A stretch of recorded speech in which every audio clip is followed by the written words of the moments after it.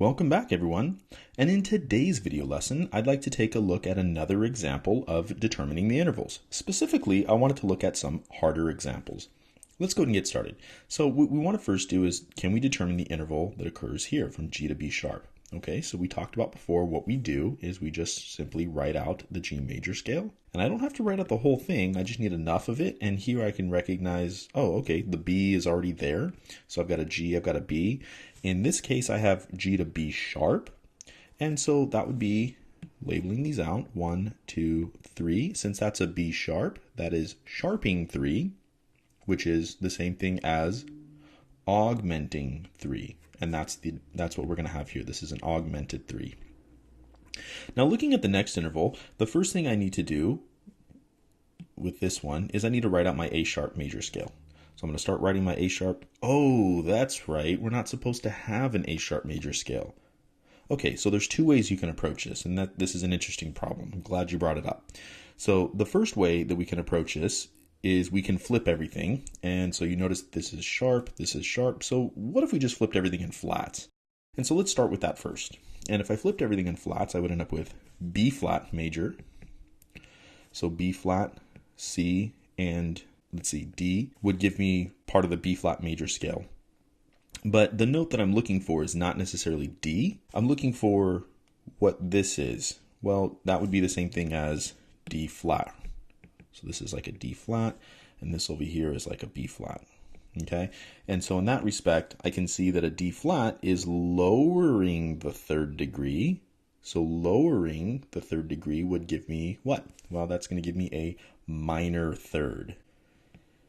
Now, why is that going to give me a minor third? And the reason why is because a major third is, your full two whole steps. But a minor third is only a step and a half, and that's what we're seeing here. It's just a step and a half. And the way that we build a minor scale is by flatting 3, 6, and 7.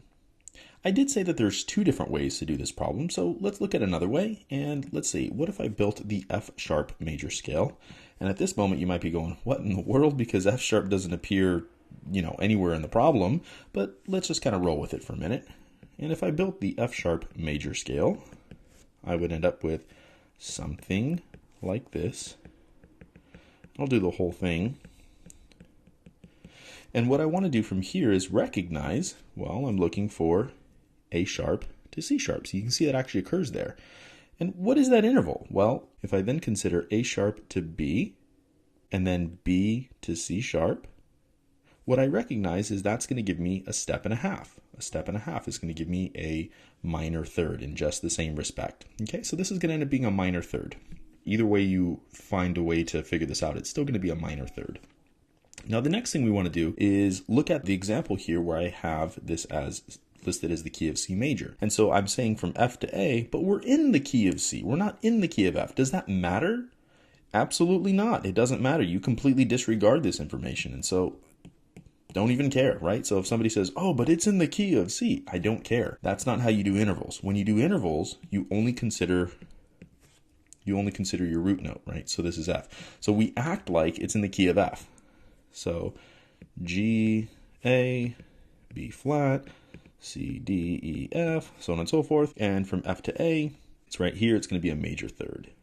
So even if you said it was, oh, but this is in the key of C, it's not going to affect anything, okay? And let's take a look at here. What if I wanted to figure out what this is? And so from G to E flat, okay, we write out the intervals that are necessary, which would give us up through here, so on and so forth. Let's see if I number these. I've got 1, 2, 3, 4, 5, 6, 7, and then 8 would be over here. Once again, we're supposed to still be in the key of C major, and it is completely irrelevant. I don't care. So this would be 1, 2, 3, 4, 5, 6, but I'm lowering the sixth. So what would be before a major sixth? And that would be minor sixth. And that's how we determine intervals. Hey everyone, thanks for watching. If you've really enjoyed what you've seen so far, please just go ahead and click that subscribe button for me. It'll help keep us going so we can put out more great content for you.